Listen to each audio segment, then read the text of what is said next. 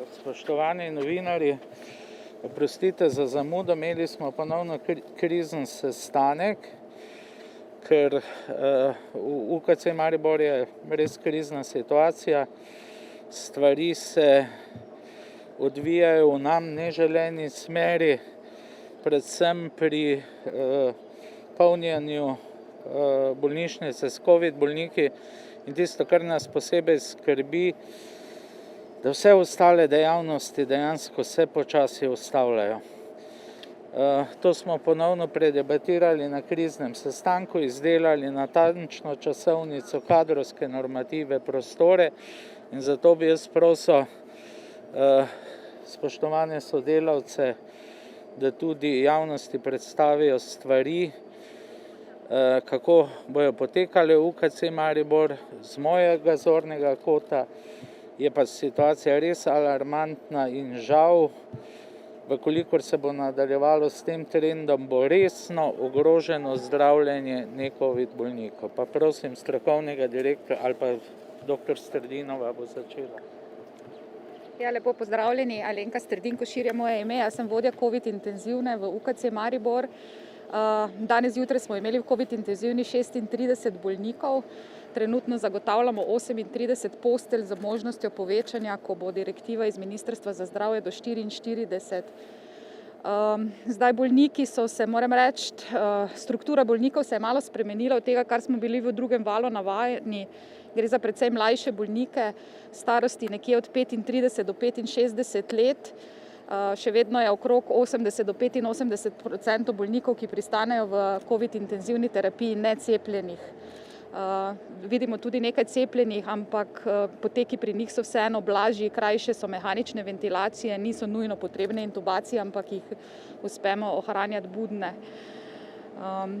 Zdaj, za teh 38 postelj COVID intenzivne terapije rabimo mi ogromno kadra. V tem trenutku je v COVID intenzivno prerasporejenih iz drugih delovišč 40 zdravnikov in 91 medicinskih sester. Lahko si mislite, da ti zmanjkajo na vseh drugih deloviščih.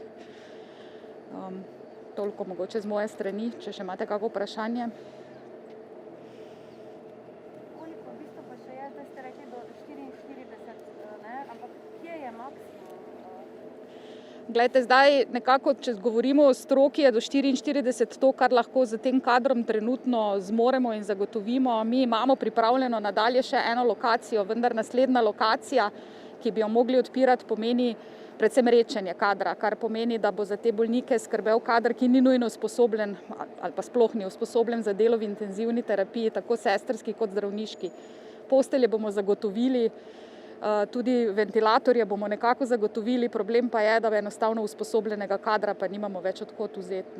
Tako da imamo v planu še eno lokacijo z dodatnimi, ne vem, to koliko maksimalno 16 posteljami, ampak kot rečeno, strokovnost zna postati vprašljiva. To je ta številka 44, bi verjetno boste posegli že v prihodnjih nekaj dneh. Trenutno zgleda tako, ja. Mi smo 2 dni nazaj imeli, bi rekli, črni dan, 7 sprejemov v COVID intenzivno terapijo. Bolniki so bili stari od 35 do 55 let, vseh 7 sprejetih.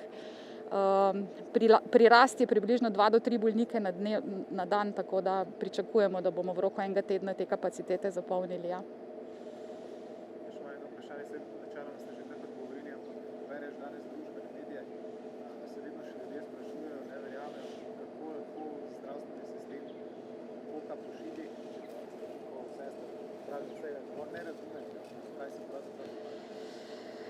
Jaz ne vem, jaz sem že veliko govorila in veliko pisala na to temo, ne vem, kaj bi še sploh lahko povedali.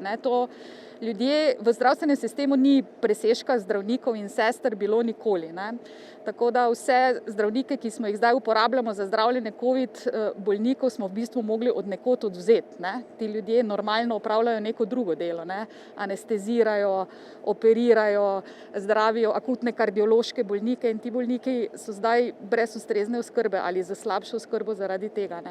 Ni notranjih rezerv, ki bi mi lahko imeli na voljo 40 zdravnikov in 91 sester, ki čaka COVID bolnike in sicer v normalnem času nima kaj početi, tega v zdravstvu ni. Tako da to je razlaga, ki jo lahko damo. Ne. Boste predvidoma odprli to dodatno lokacijo za 16 posteljami? Prosim, še enkrat. Kje boste predvidoma odprli to dodatno lokacijo? Na oddelku za kardiokirurgijo, to se pravi, še en kirurški oddelek se z današnjim dnem odseljuje, zato da bo naredil prostor potencialni COVID intenzivni terapiji.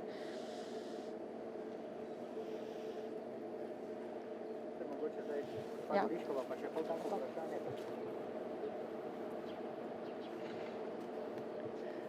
Pozdravljeni, moje ime je Nina Gorišek Miksič, sem predstojnica infekcijskega in akutnega COVID oddelka. Pri nas se sedaj zdravijo samo še covidni bolniki, saj smo zaradi pandemije primorani preseliti infekcijske bolnike na kliniko za interno medicino, tako da se že praktično skoraj da neprestano zadnjih 18 mesecev ukvarjamo samo z covidnimi bolniki.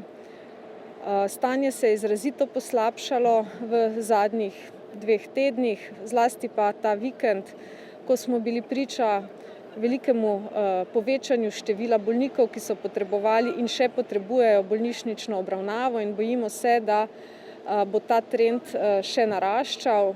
Zato na tem mestu pozivam vse, da se obnašamo kar se da zaščitno, da se cepimo in da torej se, ko obolimo, osamimo in ne širimo bolezni. Zavedati se je potreba to, da so naše zmožnosti vendarle navzgor omejene. Prestali smo zelo hud jesenski val, jesensko-zimski val, kjer smo izčrpali vse svoje kapacitete in zdaj se približujemo ponovno takemu vrhu in bojimo se, da ne bi zmogli. Zato resnično želja vseh zdravstvenih delavcev na tem mestu, da vzamemo situacijo skrajno resno, ker trenutno žal ni čas za martinovanje, ampak za obnašanje v smislu varovanja svojega zdravja in zdravja svojih najbližjih. Toliko. Kakšno vprašanje? Tudi vi verjetno imate zdaj starostno strukturo precej mlajšo, verjetno. Ja, bistvena razlika. Predno sem prišla sem pogledala, v zadnjih 2 dneh je bilo pri nas hospitaliziranih 6 bolnikov mlajših od 40 let. S tem želim povedati, da bolezen ne izbira. Seveda na srečo pri mlajših poteka pogosteje, lažje, pa vendar ob tako velikem pojavu bolezni so vsi lahko tudi bolniki v bolnišnici in svetujem, da se v največji meri zaščitimo pred boleznijo.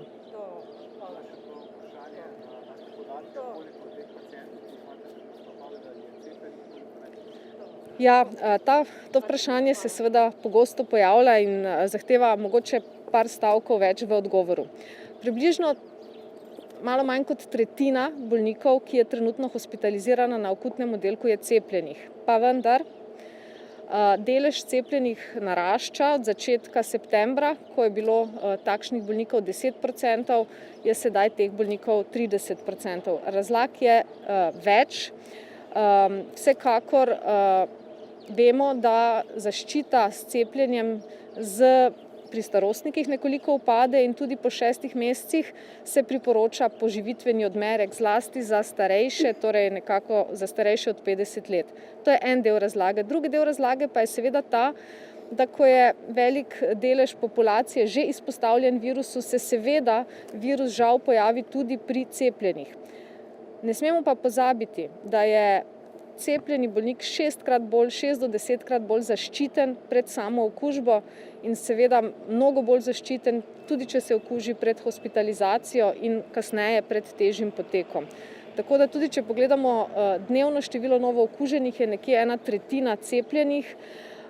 Podobno je zdaj žal tudi v bolnišnici, k sreči potem manjši del na enoti intenzivne terapije. Tako da. Morda še to vprašanje, že sedaj ste si nekako bolnišnice med sabo pomagale, ste premestili paciente, ne? Zdaj verjetno tudi v Slovenj Gradcu slišimo, da je polno, se že kaj razmišlja, pogovori, kakšni glede napotitve morda v Avstrijo ali nekaj, smo včeraj lahko. Ja, seveda bolnišnice v Sloveniji delujemo kot eno. Če je COVID prinesel ogromno slabega, je pa prinesel nekaj dobrega, to je sodelovanje in način nameščanja bolnika na prosto posteljo v Sloveniji pravzaprav na ta način deluje odlično. Seveda za bolnika je gotovo najbolje, če je lahko hospitaliziran v domačem kraju, vendar na prvem mestu je sploh, da je hospitaliziran. Tako da na tem mestu prosim za razumevanje za vse bolnike, ki bodo pač napoteni iz naše ambulante na drugi konec države, ker pač je potrebno zdravljenje in pač tam, kjer je prosta postelja.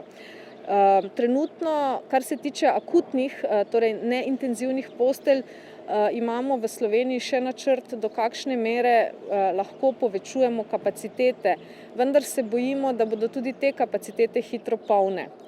Vsekakor pa je v Sloveniji omejujoč dejavnik bolj kot akutne postelje, so postelje enote intenzivne terapije, ki zahtevajo še neprimerno več visoko izobraženega kadra, tako torej zdravnikov kot medicinskih sester. Tako da bo pravzaprav število zasedenih postelj v enoti intenzivne terapije tisto, ki nas bo najprej, bom rekla, ustavilo oziroma nam grozilo.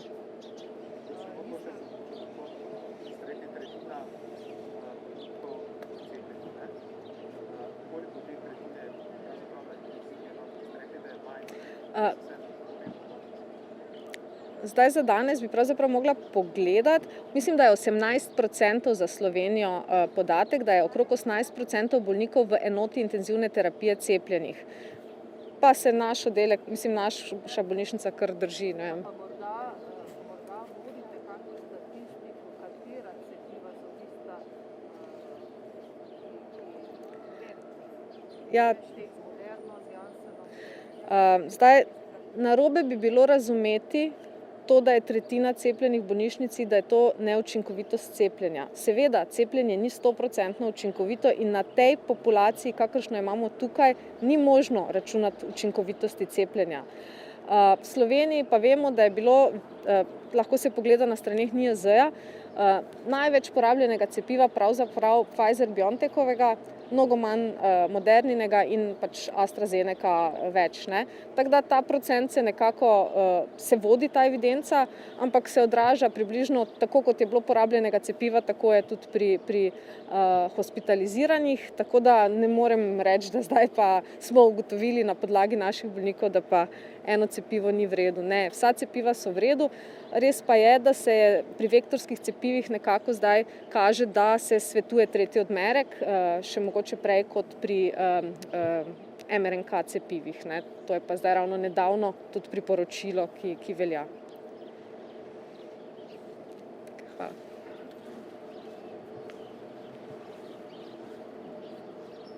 Dober dan še v mojem imenu. Dejansko je situacija zelo slaba, rekel kritična. Pravkar prihajamo iz sestanka kriznega štaba.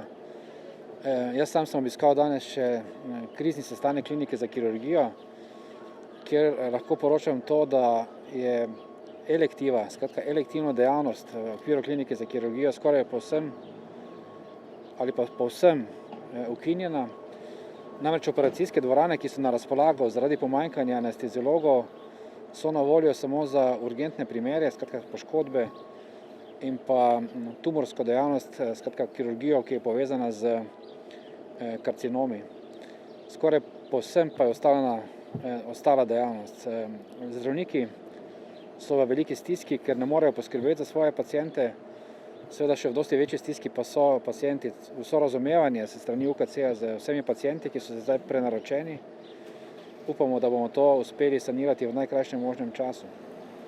Posebej je poudaril tudi to, da ne moramo izbirati, ali bomo paciente, ki potrebujejo kisik zaradi COVID obolenja, sprejeli v bolnišnico ali jih ne bomo sprejeli. Namreč ti sprejemi so nujni. Če pacienti ne bi bili v bolnišnici, bi bilo njihovo zdravje in življenje ogroženo v najkrajšem možnem času. Poleg tega je situacija bistveno drugačna v primerjavi z drugim in tretjim valom, in sicer v tem, da država v tem trenutku ni zaprta. Življenje teče normalno, dogajajo se prometne nesreče pri delu, travmatologija je polna zaradi teh dogodkov Ob tem pa se širijo tudi respiratorni infekti, tako da je kompletna klinika za interno medicino nabita do zadnjega kotička z pacienti, ki nujno potrebujejo hospitalizacijo. Sam sem danes obiskal urgentni center, pregledali smo vsa delovišča, poročam lahko to, da je med 20 in 30 pacientov vsakodnevno urgentno sprejetih na kliniko za interno medicino, govorimo o ne-covid pacientih. Dodatno travmatologija. Skratka, približno 800 postelj, ki jih imamo v bolnišnici na voljo za vse paciente, jih vsaj 500 do 600 potrebujemo za zdravljenje ljudi, ki niso povezani z covidom. Samo ostale postelje so na voljo za covid paciente in tem limitom se počasi približujemo. Danes je bila tudi koordinacija na nivoju Ministrstva za zdravje covid bolnišnice oziroma vse bolnišnice v Sloveniji. Kapaciteta, ki je predvidena za našo bolnišnico, je v tem trenutku 40 postelj za intenzivno terapijo in 80 postelj za akutne paciente. Jaz mislim, da bo to v zelo kratkem času preseženo, da bodo te številke šle navzgor, kar pomeni dodatno zapiranje običajnih oddelkov in povečevanje števila covid oddelkov. Naslednja lokacija je klinika za kirurgijo, žilna kirurgija, ki se bo zaprla za to dejavnost. Naslednja lokacija je klinika za ginekologijo, drugo etažo, ki bo preseljena v kirurško stolpnico. Naša maksimalna kapaciteta je nekje med 170, mogoče 180 pacientov za akutno obravnavo in približno 45 do 50 pacientov za intenzivno terapijo. Glavni omejujoč faktor pa so definitivno kadri. Kadrov nam zmanjkuje in zaradi tega smo izjemno zaskrbljeni. Ne samo ki se v tej ustanovi delamo, zato še posebej lepo prosimo vse prebivalce, da ravnajo zaščitno, samozaščitno, da se držijo vseh ukrepov, ker če bo ta vlak drvel s takšno hitrostjo naprej, se nam dejansko lahko zgodi Bergamo. Na koliko področjih v bistvu zdaj programa elektive sploh se deluje oziroma bo deloval? Glejte, mi ravnamo po načelu dekreta, ki smo ga dobili s strani države. Mi moramo zagotavljati zdravstveno varstvo za vse urgentne primere, za porodnice, za pediatrične paciente in onkološke paciente. Za to poskrbimo, na to poskrbimo tudi za vse paciente, ki se zdravijo zaradi covida. Če pa ostane nekaj kadra v tem trenutku še ostaja, pa skrbimo tudi za tako imenovane elektivne programe, vendar tukaj vršimo triažo in jemljemo naprej tiste, ki nujno potrebujejo zdravljenje v tem trenutku ali pa mogoče v roku tedna dni, medtem ko tisti, ki so k nam napoteni za stopnjo nujnosti hitro ali pa običajno napotnico, pa morajo v tem trenutku nekoliko počakati, prosimo za razumevanje, saj drugače ne moremo ravnati.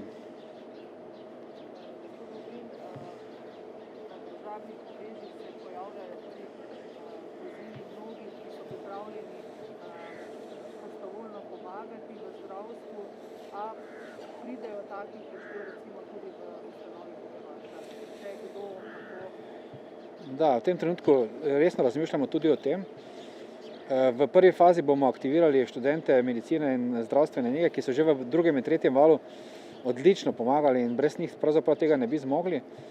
Če se bo pa kriza nadaljevala, da rečem spet proti vrhu, ki je blizu Bergamu, pa bomo gotovo razmišljali tudi o takšnih scenarijih. Bojimo se tega, razmišljamo, ali bo morda potrebno aktivirati kakšne dodatne lokacije izven bolnišnice, mogoče kakšno športno dvorano, šotor in tako naprej. Namreč situacija v tem trenutku ni predvidljiva, ne moremo natančno vedeti, kaj se bo zgodilo in samo upamo lahko, da se bo kriza začela vse nekoliko umirjati, ampak številke zadnjih dni 4500 okuženih predvčerajšnjim, 3800 včeraj, bodo gotovo določen procent potreboval bolnišnično oskrbo in tega se seveda bojimo. Dejali ste, stanje je kritično. Kaj torej pozivate oziroma pričakujete danes od vlade? Si želite lockdowna oziroma kakšne ukrepe pričakujete? Jaz bi rekel, na prvem mestu pričakujemo državljanov, da bodo enkrat končno vsi razumeli, da je situacija dejansko kritična.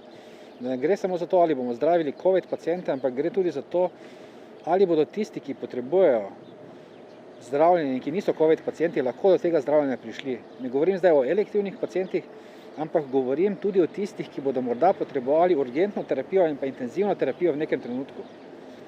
Če ne bomo napravili vsega, da bomo to zagotovili, se zna zgoditi. In na to bomo danes opozorili tudi v nekem pismu Vseslovenske bolnišnice, da morda ljudje ne bodo mogli priti do tega zdravljenja.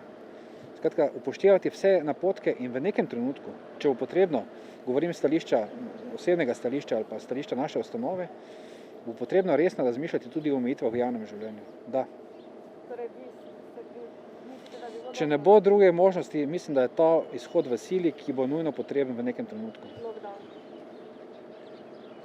Še eno vprašanje, mogoče za vas, za strokovnega direktorja. Glede na to, kaj se dogaja, na sedmi vidite, pride na drugi strani izjava Luka Kacina, ko strnemo, da nekajte jamrati, da se zorganiziraj. Kako ste doživeli to oziroma doživljate to izjavo, kaj pravi? Veste, kaj teh izjav politikov na splošno se vzdržimo, ne? Mi smo zdravstveni delavci, ki se trudimo skrbeti za lastne paciente, lahko rečem, pa pohvalim Ministrstvo za zdravje in tudi vlado v tem smislu, da je ta koordinacija, ki se vrši na nivoju države, kar se tiče organizacije službe, ki skrbi za COVID paciente, je odlična. Ne? Mi imamo vsakotedensko 1 do 2krat na teden sestanek, na katerih preučimo možnosti, se uskladimo, premeščamo paciente in tako naprej, delujemo usklajeno. In lahko rečem tudi to, da je obremenjenost bolnišnic proporcionalna. Obremenjenost je proporcionalna in to je zelo, zelo dobro. Ni namreč neka bolnišnica zelo obremenjena, druga pa bistveno manj. Namreč pacienti so enakovredni, kjerkoli v Sloveniji potrebujejo zdravstveno oskrbo. Tako da mi skrbimo za svoje delo. Tudi cepilni center, ki deluje v okviru naše ustanove, deluje ves čas tudi preko vikendov, če je to potrebno. In mi bomo še naprej skrbeli, da bo naše delo potekalo optimalno. To je z naše strani pravzaprav vse. Mogoče še direktno. Prej je gospa Selin Košir dejala, da je 44 postelj, vi ste rekli 40, samo na intenzivni. Ne, danes jih je na voljo iz stališča ministrstva, skratka dekret, ki smo ga dobili, je 40. Še pa vprašal, če lahko sam odgovorijo se prej na moje vprašanje. To še direktor, ja. Če sem prav razumel vprašanje, da bi naj nehali jamrati pa več delati oziroma se bolje organizirati. Slovensko zdravstvo in tudi UKC Maribor je maksimalno organiziran, pa predvsem izraz jamranje, prav nič ne jamramo, opozarjamo pa na resno situacijo in pozivamo ljudi, da tudi z njihove strani začnejo resno razmišljati o tem. Zorganizirati se za COVID krizo je sila težko. Mi imamo dnevno sestanke kriznega štaba, strokovnega sveta, posvetovalnih organov direktorja in to se dnevno spreminja. Ne moramo planirati, kaj bo čez en mesec, pa se pripraviti na tisto. Kot je ekipa že povedala, poznamo pomanjkanje kadra in delamo na tem, predvsem na negovalnem kadru, da bomo to situacijo izboljšali, zaposlujemo za nedoločen čas in tako dalje. Vendar rezerv ni. Naša bolnica je planirana za zdravljenje različnih bolezni, ampak znotraj nekih kadrovskih normativov, ki so pač takšne.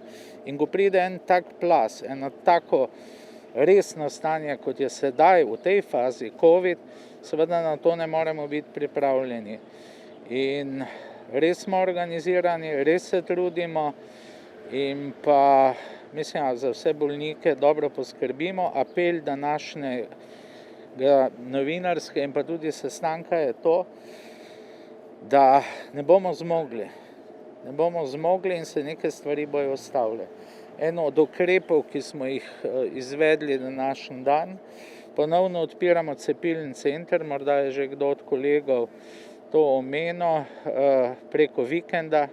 Interes za cepljenje žal, ali pa recimo, da žal za tretjo dozo večji kot za prvo, ampak ponovno bomo tudi delovali konstantno tudi preko vikenda in naslednji, tudi bila so novinarska vprašanja, pa zdaj povem, preklicano je delo vsem zaposlenim v bolnišnici v ostalih ustanovah, ker jih maksimalno potrebujemo v naši ustanovi, razen za delo na medicinski fakulteti. Tudi to so bila novinarska vprašanja, pa sem zdaj kar odgovoril. Gospod direktor, morda še vi, kaj torej vi recimo pričakujete od vlade? Je to, da gremo v lockdown? Kaj konkretno pričakujete, da se zgodi na državni ravni?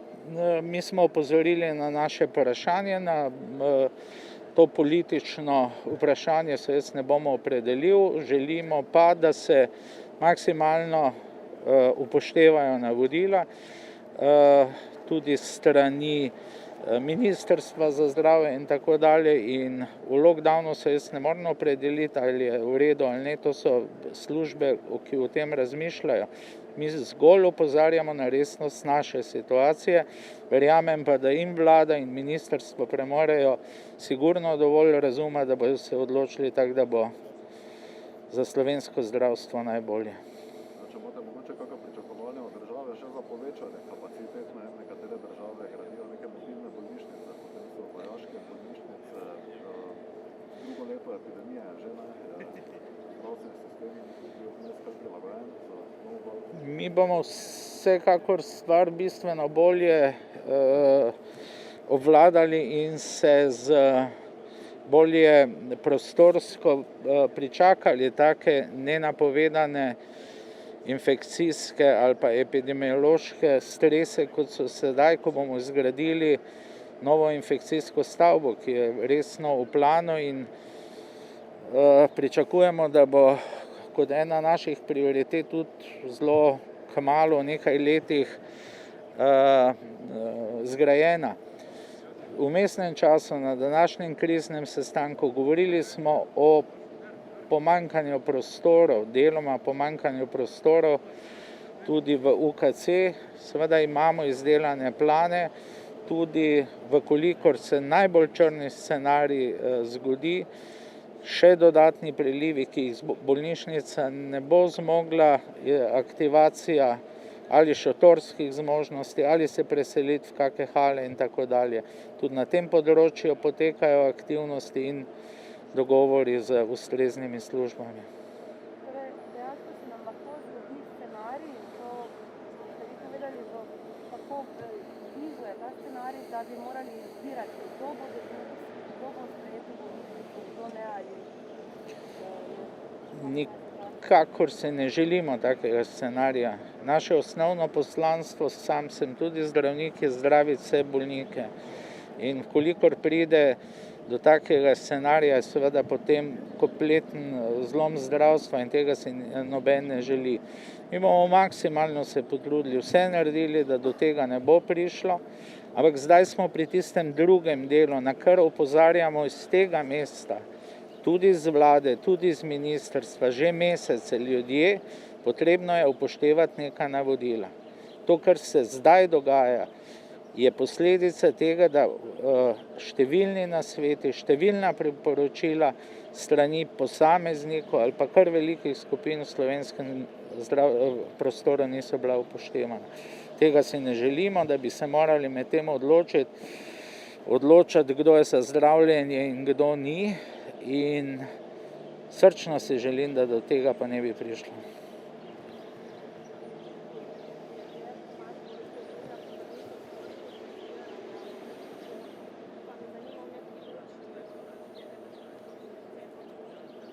Gospa, oprostite, res vas nisem slišal.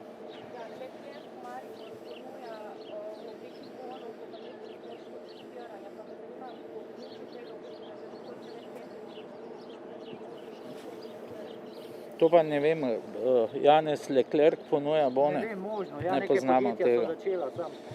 Vsaka pomoč je pa seveda dobrodošla. Apel z tega mesta, mi smo v krizi, znotraj bolnišnice se bomo maksimalno potrudili, da bomo krizo, kar se da uspešno, pa upam, da tudi čim prej razrešili, da bojo bolniki, ki gravitirajo na nas, tudi v bodoče kvalitetno oskrbljeni. Prosim pa seveda, kar sem že večkrat poudaril, tudi na prebivalstvo, da se zresnimo in začnemo upoštevati stroka, in to ta visoko specializirana epidemiološka stroka strokovne skupine, ki so svetovalne ministrstvo, vedo, kaj govorijo in ljudje upoštevajte, kaj so povedali. Hvala lepa. Mogoče samo to, da je napovedal bi še v ponedeljek bo tiskovna konferenca, kjer bo klinika za kirurgijo predstavila položaj in konkretno odgovorila tudi na vprašanje, ali so kakšni pacienti na kirurgiji prikrajšani in v kakšnem smislu so prikrajšani, kaj se dogaja, kaj zastaja in tako naprej. Tako da vsi ste vabljeni v ponedeljek, kjer bodo odgovori na konkretno vprašanje v zvezi z kliniko za kirurgijo.